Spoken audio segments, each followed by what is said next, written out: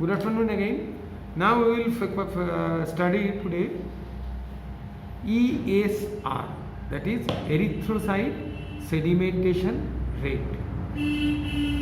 So normally, if a column of blood is allowed to settle for a prolonged period, gradually the RBC will fall downwards, and this rate of fall of RBC is measured as erythrocyte sedimentation rate. Why this fall occurs? This fall occurs as a result of rouleau formation. The RBC will come in contact with each other and they will form a larger clump, so that they cannot float in the liquid plasma, and so they will sink in the plasma and go downwards.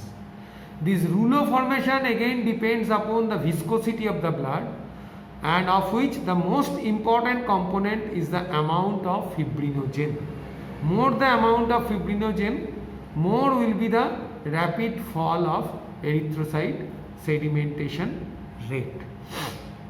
Now, this fall can be measured by different instruments, of which two instruments are commonly used.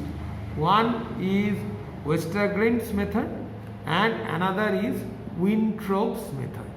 So we will discuss in detail the Westergren method and also just briefly mentioning the points which are important in case of Winthrop's. Focus downwards. Now, in Westergren method, this is the main instrument for erythrocyte sedimentation rate estimation. This is known as Westergren pipette, not a tube. Why it is not a tube? Because both sides are open. So it is a pipette, and it is a long pipette of about 300 millimeter in length, of which 200 millimeter is graduated, and the marking is such a way that the upper part is 0 and the lower part is 200.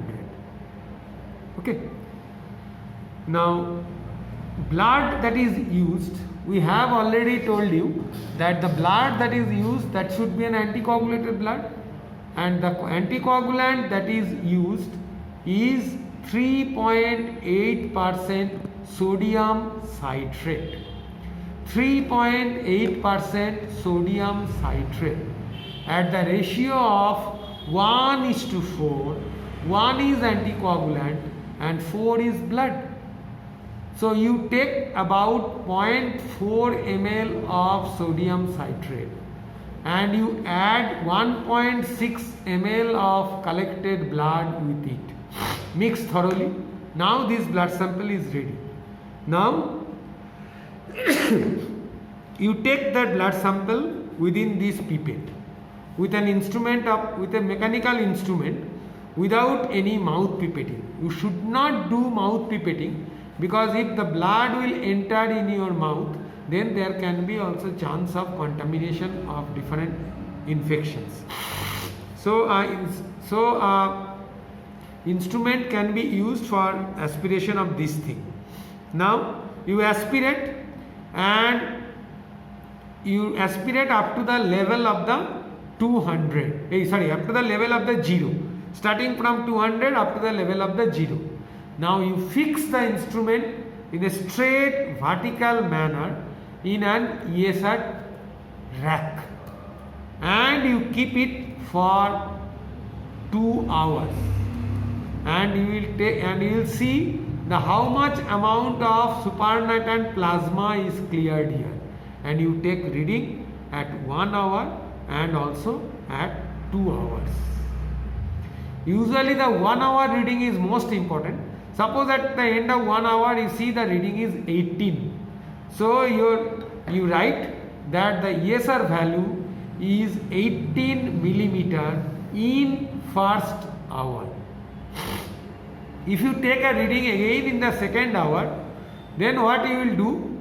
You add the reading of first hour with half of reading of second hour, and the total should be divided by 2, and that will be the average ESR in millimeter at the end of second hour.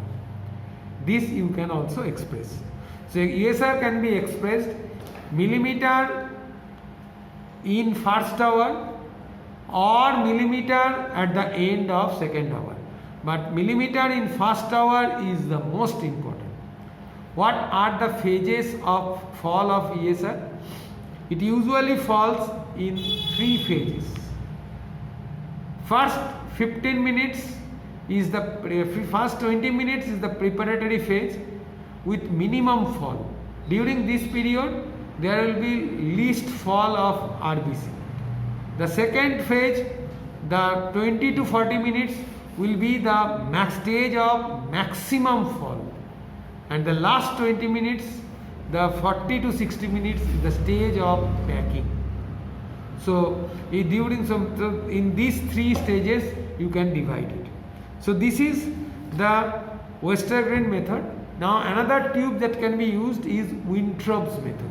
In Wintrob's method we use a tube which is known as Wintrob's tube, and these tubes, one end is closed and one end is open. So for that reason it is called a tube.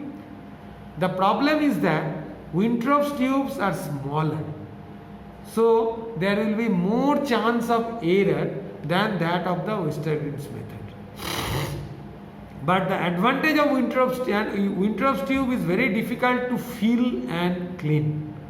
But the advantage of Wintrob's tube is that we can also calculate PCV by the same CT or packed cell volume. If you want to calculate the packed cell volume, you will first estimate the ESR, then you will calculate the packed cell volume by centrifugation. So if you want to do both the tests simultaneously, use Wintrob's method. In all other cases, use Westergren method. If you get only a few drops of blood, you can do a micropipette, and then by that reason you can estimate the micro ESR. There is also another instrument which is known as Zeta ESR instrument. By this thing, or Zeta fuse instrument, by this you can also calculate Zeta ESR.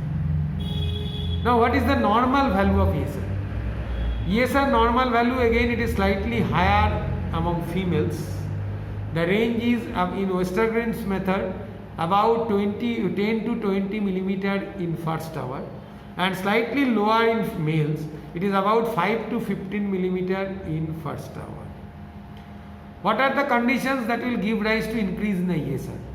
Maximum rise of ESR is seen in different cancers, in different infections, and also inflammatory conditions like acute myocardial infarction and different emergencies, and also tuberculosis and multiple myeloma.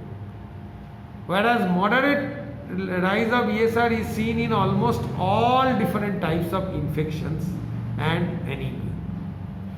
ESR level will be low if there is dehydration, if there is polycythemia, or if there is decreased level of the fibrinogen. Thank you very much.